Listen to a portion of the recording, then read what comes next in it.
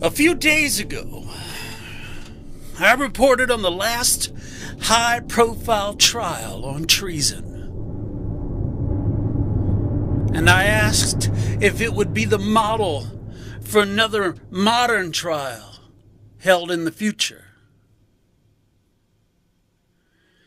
In that trial, a husband and wife, Julius and Ethel Rosenberg, in the 1950s, were tried, convicted, and sentenced to death. And a short time after, paid the price for their crimes. They were executed. And I bored many of you with the details. I said, remember the names. Remember the dates. Many of you sat bored wondering what in the heck has this got to do with anything. I know that because some of you left comments saying as much. But I'm going to show you tonight what in the heck it has to do with everything. The absolute outrage and the attempt to impeach President Trump by the media, I believe, ladies and gentlemen, is directly related to the trial of Julius and Ethel Rosenberg. Why? Because of the prosecutor. Remember, I told you to remember the names. Prosecutor Roy Cohn played a major role assisting a man by the name of Joseph McCarthy with the hearings as McCarthy's chief counsel. McCarthyism. And it is said that Judge Irving Kaufman imposed the death penalty based on Cohn's personal recommendation. Remember that? I'm going to read some of these articles written in the last few years for you. Robert O'Hara Jr. and Schomburger on June 17th in the Washington Post wrote, and I'm not going to quote the whole article. These people are so anti-Trump because they are afraid, and I am going to tell you why. Donald Trump was a brash scion of a real estate empire, they wrote, a young developer anxious to leave his mark on New York. Roy Cohn was a legendary New York fixer, a ruthless lawyer in the hunt for new clients. Of course, they got to throw that in. They came together by chance. There you go. One night at Le Club, a hangout for Manhattan's rich and famous. Trump introduced himself to Cohn, who was sitting at a nearby table, and sought advice. How should he and his father respond to Justice Department allegations that their company has systematically discriminated against black people seeking housing? My view is to tell them to go to hell, Cohn said, and fight the thing in court. And that's how they met. Marie Bruner wrote an article for Vanity Fair in 2017.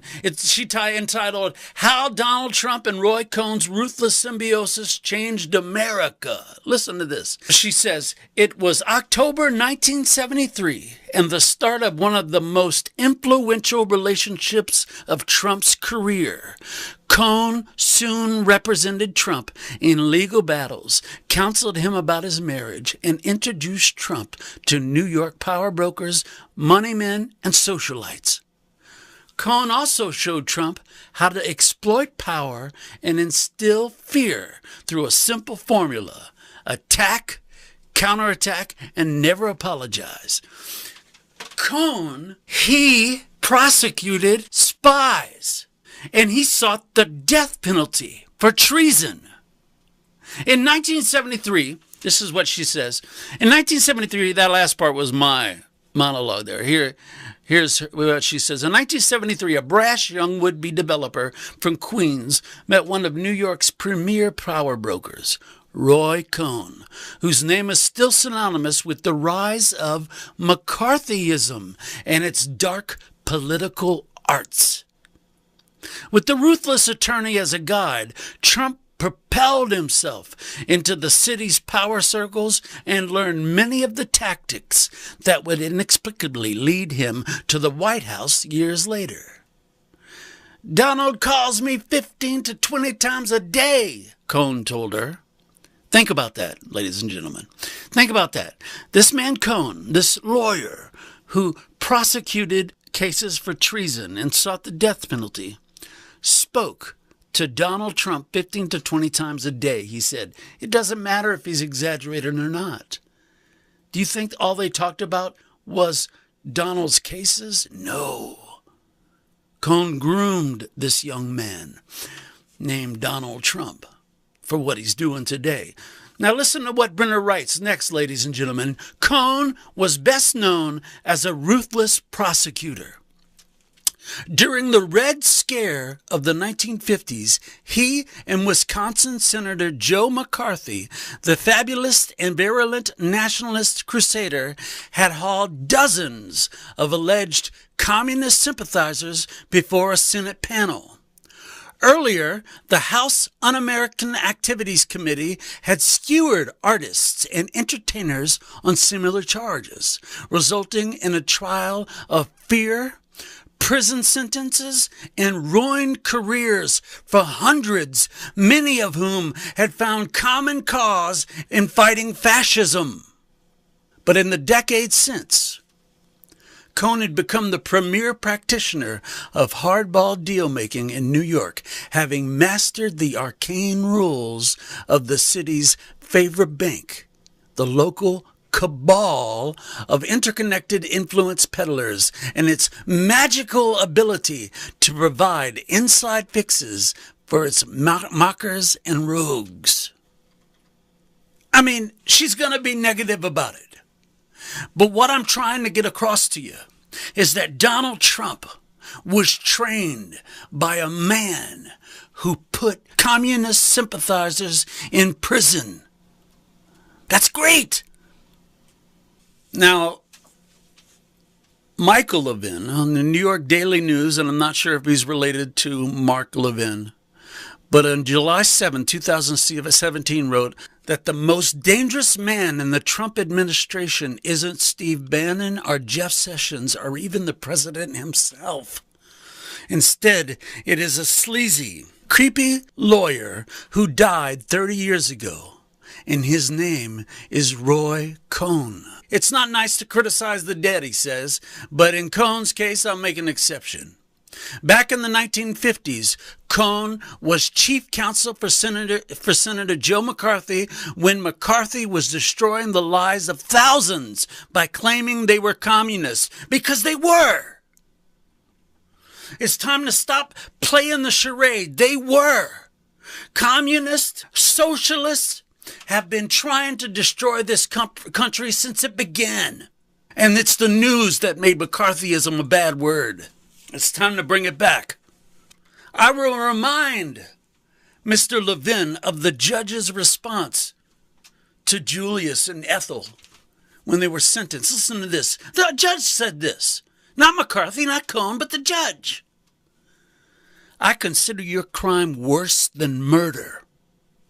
I believe your conduct in putting into the hands of the Russians the A-bomb years before our best science predicted Russia would perfect the bomb has already caused, in my opinion, the communist aggression in Korea, with the resultant casualties exceeding 50,000.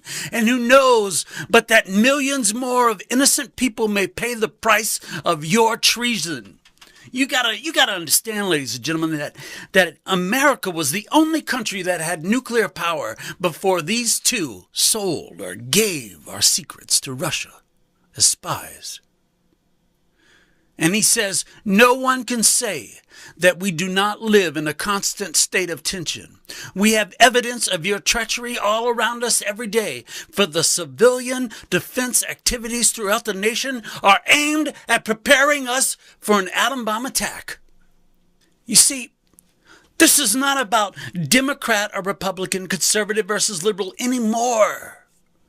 I know all of that plays a part, but all of these media showings, all of this dissent, all of these idiots that talk bad about Trump, they are scared to death. All of this showing on the media is just part of the mind control This is about the cockroaches escaping the light. Because I believe in those calls to cone Trump made every day, right? In those calls, I believe that he sat at the foot of a master prosecutor who understood the system. That's what these people are afraid of. And a character trait of Trump's is he's patient. Remember, he said he didn't run for president many times because he said the time wasn't right. And we get to sit back and enjoy the show, as Q says. Now you know why. Now you know why these Q posts are driving the deep state insane. Now you know why they kill each other off with plane crashes. I mean, planes have been flying in the air for years, and all of a sudden we have this onslaught of plane crashes. People that were called ace flyers are all of a sudden crashing. People are dying left and right. Murders. All the resignations. This is about Trump's relationship to Cone. And these people getting the death penalty are put in prison. We know that. That's what Q said, right? But this is why. This is why they are so afraid. Now you know why the most dangerous person in the White House is Donald J. Trump. Good night, and God bless you all.